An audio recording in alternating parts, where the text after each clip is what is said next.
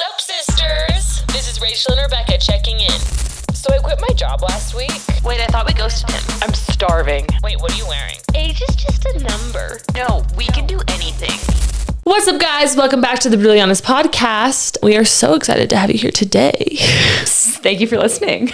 Anyways, as it's summertime, it's heating up outside. We were just reminiscing about the good old days when we were interns. Because truly, those are the good old days.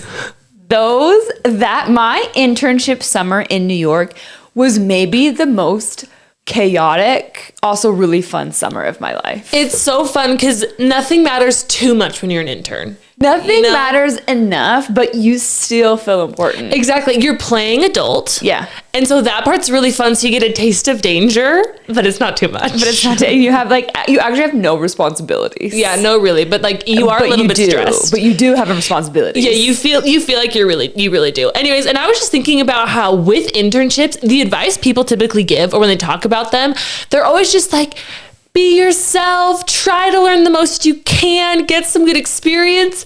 Terrible advice. Terrible. That's like top of the iceberg. And we're about to talk about the real iceberg. Yes. There's so much actually you need to think about in order to be successful and to be wanted back from your internship, honestly. Yes. And I feel like in the new era, people are so afraid of Gen Z or of saying they have expectations of the workforce because people rally against them and they're like, rage against the machine. So now it just pushed everything underground. Yep. So now they're kind of, it used to be explicit expectations people could have. Now they just have implicit expectations that it's kind of, if you know, you know, if you get it, you get it. And if not, you're annoying and people aren't going to like you and you're not really going to know why, but you will not be accelerating as fast as you could. Correct. You have to remember millennials are your boxes. I'm a millennial too. And we have expectations. Millennials have busted their butt and they are terrified also of criticism, generally speaking. And so PSA, they have expectations. Which I think is normal. You're in a workplace. Which is normal, yeah. Okay. Sometimes I fear we've swung a little bit too far on we are just so lax about work and everything like that. Yeah, which again, it just hurts you. It does. And one thing Michelle Obama said that I think is a good thing to bring in here, she said this on Call Her Daddy, to the effect of, you cannot start rewriting the rules until you are high enough that you can. You have to learn to play the game before you can rewrite the game. Correct. So sometimes we're Gen Z, we're trying to rewrite the game, and I'm like, you are lowest on the totem pole, you are going to hurt yourself. So her whole thing was you have to learn how to play the game and then get to a place where you can start rewriting the rules. You have enough power to rewrite rules.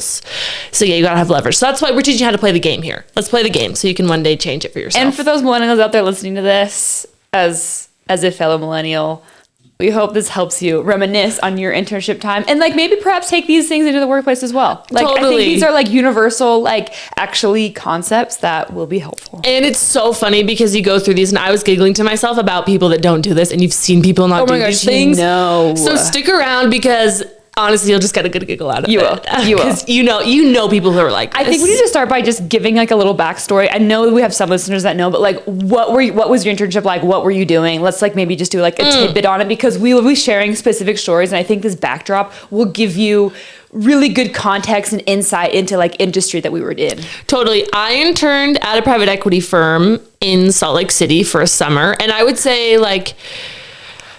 because it's Western and Salt Lake City, it's in a smaller market, and so it definitely has kind of more of the tech bro feel, or a little bit more casual, for example. Yes. I think is a good way to put it. But then you still have those people who have worked in investment banking who very much carry that culture with them. Yeah, totally. Yeah, I mean, you also worked there, so I don't know if you want to add more color, but I would say that's kind of the way that I would describe it. No, that's the perfect way to describe it. It's everyone has worked in investment banking or consulting who was working there, and so they have those expectations, but in the mountains, essentially. Yes, but in the mountains, and then wearing a Patagonia vest. Yes, more and so they're with jeans. but no, we're the laid back version, but deep down they're not. Exactly. So that's what I would say. In appearance. My internship, I did it in New York City. I interned at Credit Suisse doing investment banking in the power and energy group. Don't ask me anything about power and energy, by the way. And rate-based financial models or whatever. And it was cutthroat. There were I think we should talk about purpose of a lot of the internships, not all of them, is if you do well enough, you'll get a return offer. Yeah. Some internship programs are like that, some aren't. But that's how ours was. And so I think we had 5 spots and like 9 or 8 analysts. So like it was like a little bit cutthroat. Dog eat dog world, kill or be killed. It was. And I think also, even if there's not explicitly a role for you, treat it as if there is, because you will just perform better. Right. And then also they can use you as references. And guess what? If they're good, they're going to try and get you somewhere. Like people just become invested in people. And like, they just love, people actually love helping people out. Yes. So yeah, even if there's not that return role, honestly, if you do good enough, sometimes they'll create a role for you. Yeah. So like for you, I would say there wasn't a return role, but you did so good. But that they're at the end of the summer, like they approached me and were like, "So like, does Rachel want to come back? Maybe." Again, so just be a good vibe and just, again, treat it as if there is a return role, because I think the issue was a lot of other interns at that firm, I can speak like just hearing about them, they did not act as if they knew there wasn't a return role. They did not. So they were very lackadaisical with it. And they were like, oh, I'm not going to come back. You're like, kind of whatever. Yeah. No, you never know. Again, like they didn't get like an opportunity that they honestly could have, or it's like you never know if in a few years they're going to go work there again. It's just always good to have a good reputation. No, always. Yes. Yeah, there's just not enough you can do. So maybe we should talk about the vibes you bring to the office. Because here's what I would say with an internship.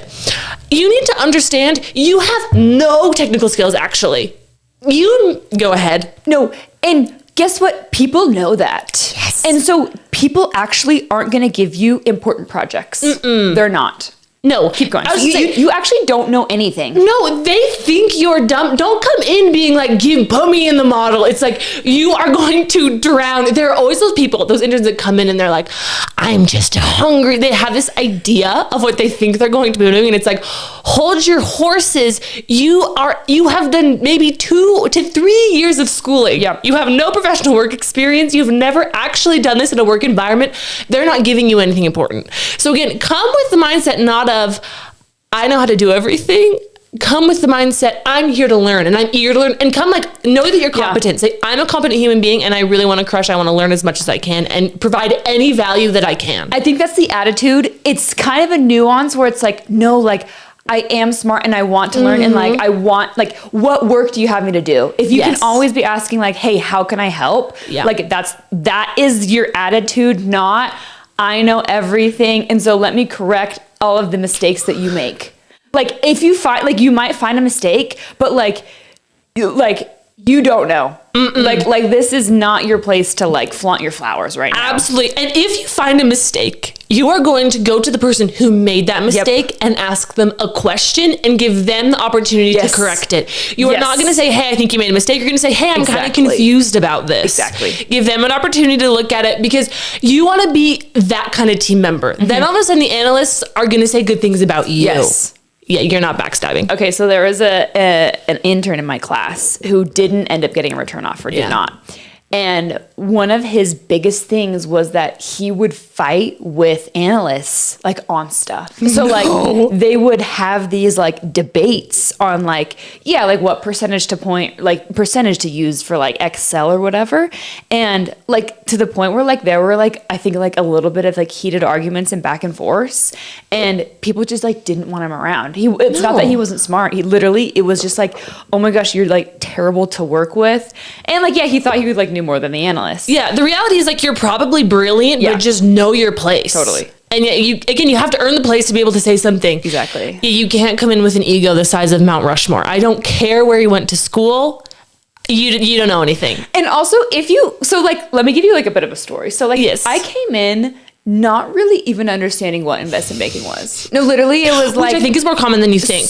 Exactly. Yes. Someone basically at my school was like, hey, you should do this. I'm like, Wolf of Wall Street? Yeah, call me that.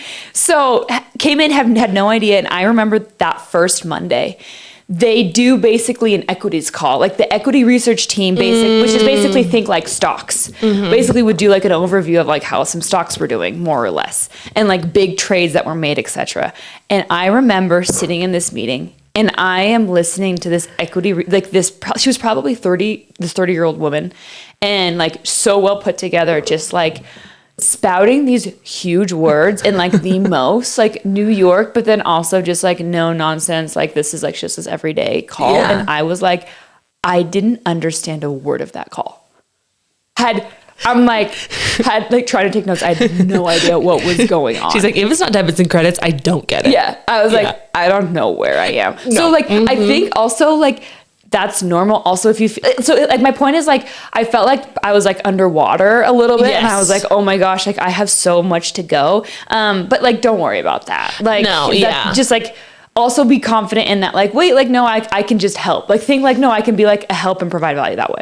Totally. And I think like with help, I think a good thing is like asking for work to do. Yeah. And then also, don't be so annoying though. Like understand if someone's super busy. Again, you're an intern and so they have to handhold everything for you. Exactly. Because it's like, okay, imagine you're cooking a meal and someone who doesn't know how to cook at all is like, hey, can I come help? And sometimes you're like, okay, let me go find like the easiest task for you to just do to get you like out of the way, off my back, whatever. Like a 5-year-old comes in, that's the equivalent of you.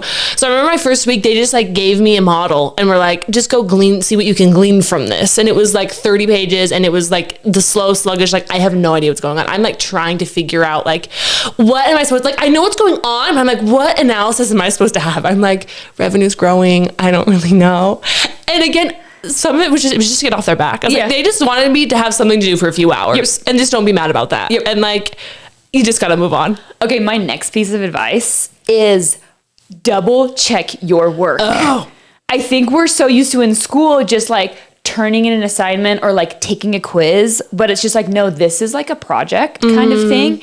And you are going to make so many more mistakes than you think, especially if you're doing like PowerPoint and like stuff like that. Like every, like punctuation, capitalization, spelling, adding and subtracting, like triple check your work. I cannot emphasize that enough. We're like, if you can come and present work that's 95% correct versus 50% correct, like if you do it from the beginning, your first impression score is going to increase dramatically, and then people are going to trust you more. So then you're going to get better work. So also it's like a matter of like building trust with like your superiors.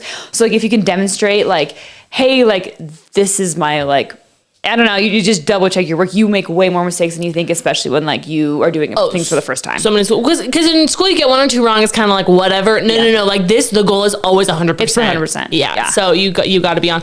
And with that, before you touch anything, make a copy. You are only working in a copy of a workbook, your own personal writer. Like put the little _RM there, like so they know it's yours. Yep.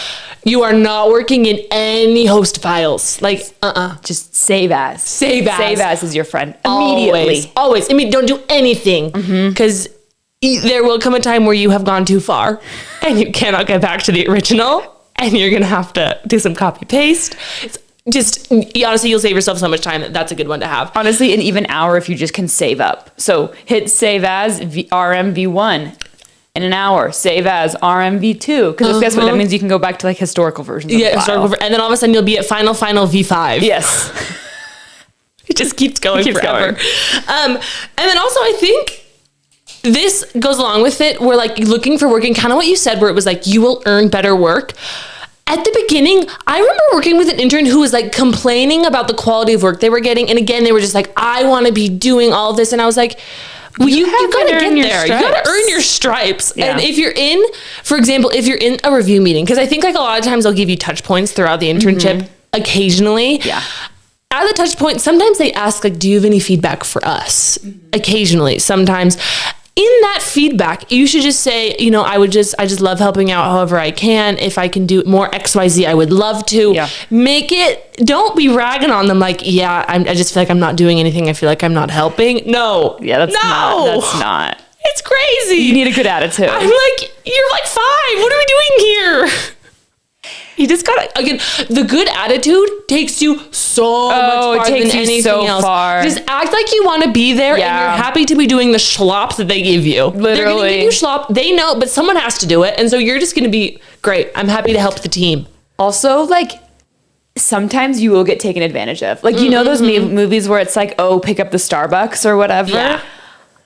I was paired with this analyst and like, she was like, it was hard because everyone knew she wasn't a good analyst. And like, she was just like a little bit off, not off, but like just thought she was the shiz and then like wasn't. So anyways, I got paired with her the whole time, which she, like her personality was just like so extreme too. Like, I was every single day at 3 p.m. I would enter her name into the Hamilton musical raffle ticket. Like, What? that was one of the things that she had me do. Like, And you did it. and I did it. And at first she and I was just like, oh my gosh, I can't believe I have to work with her. And then by the end, I was like, you know what? Like, whether or not I get a return offer is like whether or not she likes me. Yes. So it's literally like, okay, like some of it's a little bit of a game, honestly. I think depending on the industry that you're in, but you just have to get people to like you. And the best way for you to like people the best way for them to like you is for you to like them. So if they can feel that you like them and you have this good attitude and it's like, oh, I like being here, I like being around you, it's just gonna work wonders. It's gonna do everything you think. And maybe if you could even like throw in some Hamilton info to her, you start talking about Hamilton, you start to learn their interests and you learn their interests. It goes so far. And I remember like you're gonna have networking meetings throughout your internship. You are. And let me tell you, I am not someone that thrives in an experience in which I'm speaking to a 50-year-old man that I don't know. Some people can do that. Like some people have that just conversational, honest, they're like Rain Man. They can just talk to anyone. Yeah. I don't know what's going on. That's not me. Oh my gosh. And it's like, I don't even know what, you're like the head of the group. I don't know what to ask you.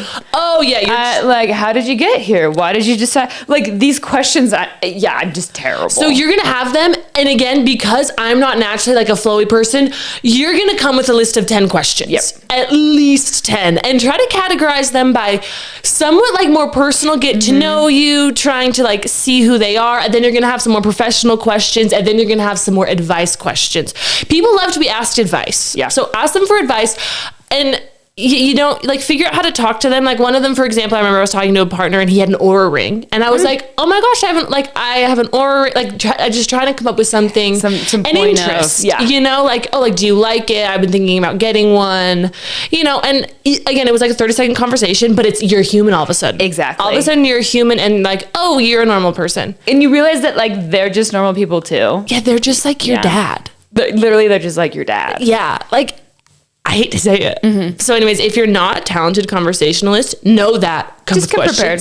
Yeah, just come with questions. And also to make you way less nervous. I was so nervous for all of those. Yeah. So just always come prepared. Man, I've just been sitting in those where you are racking your brain. Oh my gosh, and you're like kind of sweating. Oh, and you know those people that like, you realize some other people also don't know how to like hold a conversation. And sometimes those are those people too. Yes. So you have blown through your 10 prep questions in 10 minutes. Yeah. And you got to fill a 30-minute lunch. Yep. And you're like, where are we going from here? I remember sometimes like asking about a project, but then like having no commentary on it. And I'm like, oh my gosh, like, I don't know why I just asked that. Like, I don't know.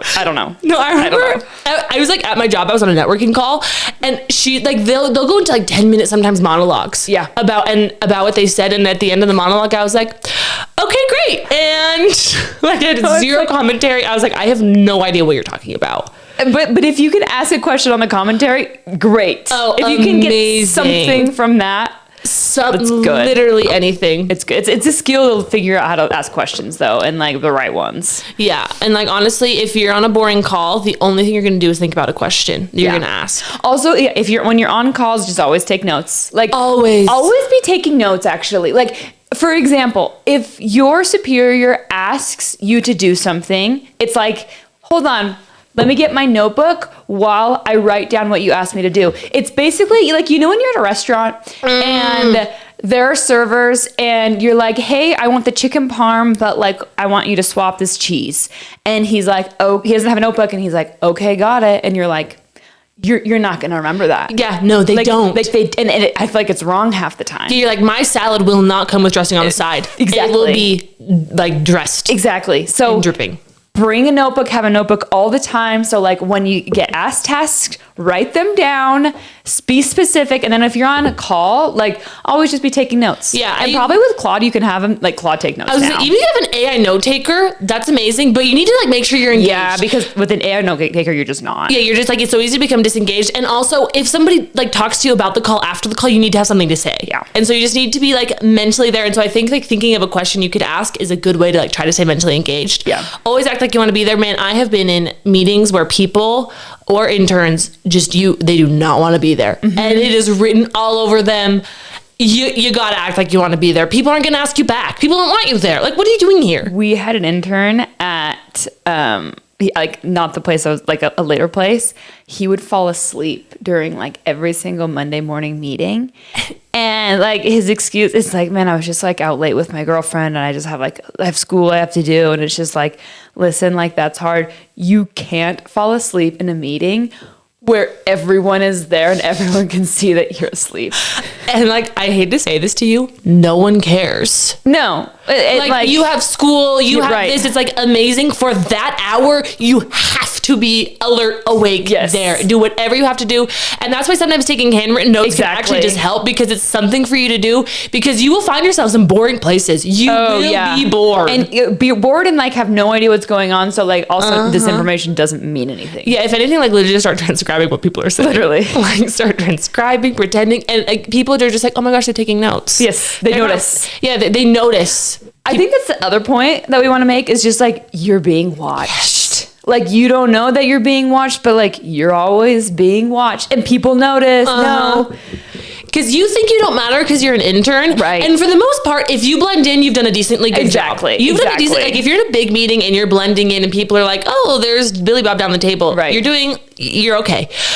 But they will notice if you're sleeping. I remember I was at a place and like a random partner who didn't actually work with anyone. It was just like he was in like that one random like over their office, and it's like, I don't know what you do, but you're here. Like you're here and like you're in the meeting, right? But he knew the kid who acted like he didn't want to be here. He was like, if I see him in one more meeting not engaged, he's out. Like I can't do this anymore. Yeah. Never worked with him, never spoken a word to him. Those impressions matter. Those random people who you don't know what they're doing there, they're watching you. And like they'll like say stuff because they're in a position where like they have no filter, and they're like, what's this guy doing here? Yeah, actually, they can't stand it. And like again, they're like sometimes even more old school than like the people right above you are, and so they're just like, no, you gotta love it here. Yeah, pretend. Oh yeah, you have to think about like your old, like the people above you and your bosses, they're old school. So if you can kind of be old school, they're gonna love you. Oh, they will love you. They will love you. And also they care about work. Like you have to know, like this is people's livelihood, so they care. So they want people who also care. Right. Like I just don't know. Oh, okay. My last thing is, if you're taking, not last thing, but one of my next things, if you're taking feedback from someone, you need to understand people's feedback to you, and even in regular life, is just their perception of you. Yeah. I've had people who, for example, they'll get feedback of like, hey, it seems like you just don't really care that much. And they flip out because they're like, no, I care so much. I do this. Or they're like, you're kind of mean to people, or whatever feedback they get. They start fighting them. And it's like, that doesn't mean you are a mean person. That means that there's something that you're doing that's making people perceive you in this way. Yeah. So the next question is like, okay, like totally, like how can I fix that? Or like, what can I do? For example, if they think it seems like you don't care, be like, okay, like what makes you think that? Or like, what could I do to really demonstrate to you that I do care? Because I do, and I want that to come through. Right. So again, it's all about their perception of you. It really is all about perception. It's not the truth. Even if like your spouse does this to you, for example, or your boyfriend or girlfriend, remember it's perception, not like who you Reality. are. So people start like freaking out because they're like, no, that's not who I am. And it's like, that's how they're perceiving you. So you just need to fix something in the communication. It's like clearly you're doing something. So like, figure that out. Yeah. And honestly, it's okay that you're offended for a little bit. Yeah. Like it's okay that you're like, ooh, that stung. Yeah, no, it stinks. But like, yeah, change it. And like, I will say, if you can kind of change it, like people do notice that too. Yeah. So it's totally worth changing. It's not too late. In some ways it may be too late, but it may help you in your future. Exactly. It may help you in your future. And again, don't get mad in the office. Go call your mom and like scream about it later. Yep. And be like, well, she saw this and she saw that. That's great. Do that on your own time. One of my other things is just be on time. Oh yeah. Like that's like without being said, like I'm a late person, but I was on time to my internship. Actually, there was one time. And also if you can stay late, like don't act like you want to leave early all the time. Let's go with that being said. There was this one time where we had this like big meeting that I had worked on, and it was like an 8:00 meeting. I like totally woke up early enough, and I swear, like I took the same subway every single day. The one subway that I took this one day was an express subway. So I'm like, I live down in the financial district. I need to go to like, I don't even remember which street it's on, like 34th Street or whatever. Yeah. It takes me all the way up to like 55th Street. And so like end up missing the meeting. It was gutting. I was gutted. That is like the worst day of your life. No, it was like, I thought my life was over that day. Yeah. And I like came into our work. I'm like, oh my gosh, like this is what happened. Like they were so cool about it. Like they didn't care because I was so early. But like, yeah, even on those days, like prepare for the worst. Yeah, be ready. And there's so many things like being on time. People don't really notice when you're on time, but they notice if you're late. Yes. Like if you're on time, it just kind of, you check that box. A lot of things are like, you're just checking the box so you don't check the opposite box. Yeah. Like be on time so you're not the person that's late. Yeah. I think it's funny. And then I feel like we have to talk about what we're wearing to these internships. Oh my gosh, we do. I am seeing some of these videos of like what I wore to my internship today. And I'm like, why is your belly out? Why do I see your belly button? Put that away. And here's a good heuristic for you. It is always frumpy over fabulous. Yep. If anyone can look at your outfit and say the words, body is tea, go change. Go change. No body is tea. Body is ice cold water. That's it. That is the rule. That is what we follow. Frump it up. Okay? We're not being the office siren week 1. If you want to become the office siren, you got to work your way to office siren status. Exactly. Okay? Like we're not going, you got to cover the shoulders, cover the stomach, go to the knee. Those are like just good heuristics. When in doubt, wear pants. Yeah. If you're not sure about the skirt, put on some pants, put on a shirt, go to Macy's. Go to Macy's in the women's section. Yep. That's where you want to go. Okay? None of this belly out spaghetti strap V-necks. If there's like, if I just am seeing like tan lines anywhere from your bikini, you've gone too far. Like if I'm seeing any sort of tan lines, no. Yes. Like you, like I don't know, shoulder to here is like the farthest that you go. Yeah, like you can do like a little sleeveless moment. That's a little sleeveless moment that's classy, very business-like. Mm-hmm. Beyond that, like it's way too high risk, really low reward. Especially, again, you can kind of start earning your stripes as you're higher. Right. And you kind of get the feel for things. This is if you're an intern. But you're an intern, you're new, you overdo it. You over-conservatize. That's much better than under. You just don't want even to think about your outfit. No. That's the ideal, is just like, and again, in your performance review, you want to look nice because studies have shown that actually like people who wear makeup, like women who wear makeup, unfortunately, that was my other point, do perform better. The goal is polished. You want to look polished. You want to look nice. Polished, not sexy. Yeah. So I was going to say on the flip side, put on some makeup every single day if you're a girl. Yeah. Do your hair. You can do it in a ponytail every day. I don't really care as long as it's just not like frizzed out everywhere. And listen, that was a struggle with myself. Hair's the hardest thing. Hair is the hardest thing. Like makeup, fine. I'm like, okay, hair. I can wear like mascara and foundation quick. Yeah. Hair, it's still an enigma to me to this day. I still struggle. But yeah, again, just polished. Again, even if it's like in a little sleek pony, like you can honestly, you can do your hair the same way every single day. Exactly. It doesn't matter. Every day you do this and no one's going to notice. No. You just don't want people to notice. Look normal. You just have to remember, like, this is a 3-month stint. It's a 3-month sprint, actually. Yeah. And if you do it right, it'll really increase your trajectory. Yeah. You do it wrong, you're trying to backtrack. You're trying to figure out what to do to remedy everything. You kind of spiral a little bit. You do. And it's like emotionally tough. So just if you can get out on the right foot. Right. And you'll be in a good place. You'll be feeling good about yourself. But yeah, like don't look ugly, because I personally do believe a little bit in look good, feel good. If you're feeling too ugly, you're not gonna, you kind of feel ugly, but to the right degree. This is like an outfit that your mom would look at and say, like, you look really nice today. Yes. I think that's the goal. Yeah, like if you feel like you look like kind of a 40-year-old named Kelly, you're in a good place. You are in a good place. And again, just cover. If you're not sure, just cover more. Exactly. Yeah. Less is more. If you put on a shirt and you're like, oh, could I wear this? You can't wear it. Agreed. You can't wear it. And again, it is hard when you're an intern because you typically don't have a lot of money. No. And so unless someone is like, if your parents are taking you on a shopping spree, you're like, hey, I can't invest in a lot of clothes. Honestly, you can even just go to TJ Maxx and buy stuff. Yes. Like go to TJ Maxx. Macy's has a good sale section. Yeah. Marshall's. Yeah, you can make it work. Go to the. Yeah. I mean, sometimes honestly, I wore the same like 4 outfits. I didn't have that many clothes, but like it was just like, okay, same 4 outfits, kind of like switched it around and it was fine. And you just choose neutral colors. Exactly. And again, you're just a blur of blue, gray, white, and black. Yep. And that's all you need to do. That's all you need to do. Yeah, no neons. No neons. No, yeah. Actually, I had this red shirt that I would wear. Oh, red is fine. It was a really nice red, a really nice texture. Yeah, you can get away with a yeah. very nice red, a tasteful. It was very tasteful. But no like zebra prints. No zebra prints. No zebra. No animal prints anywhere at this point. Again, we can work into this. Diva comes later. Diva comes a little later. And you can kind of give your own little flair. You can still look really good. You can still look good. Yeah, Right. but again, frump it up. Yeah. Sheila Zaz said that on Suits, and I've really taken it to heart.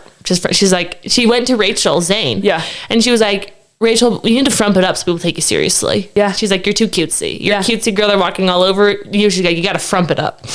That's genius advice. And Sheila was powerful. Okay. Yeah. I'm just saying. Yeah. She was onto something. Yeah. But then I think we get to the end of your internship, and I think you have a really good thing that you need to tell them. Here's my thing. Sometimes you get caught up into this, like, I need to get people to like me. And then you get the return offer and you're stoked. It's just like, oh my gosh, all of this hard work that I've put in over the summer. Like, sometimes it feels like I'm walking on eggshells, etc. And I made it. And you know what? You do need, like, there at some point in the internship, you need to take a step back and analyze, did I actually like this? Do I want to make my life this career? Would I actually like working here?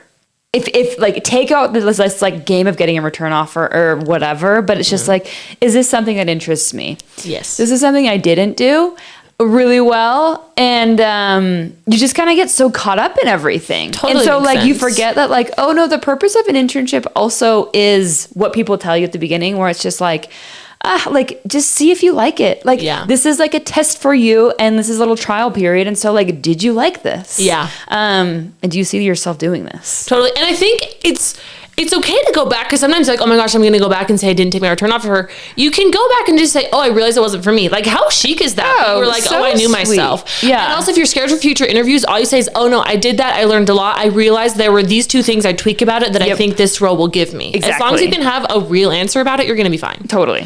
So anyways, thank you guys so much for listening to this advice. I hope you had a good giggle with us, had a fun time, and good luck this summer to any interns out there. But we love you guys. We'll see you next time. Bye.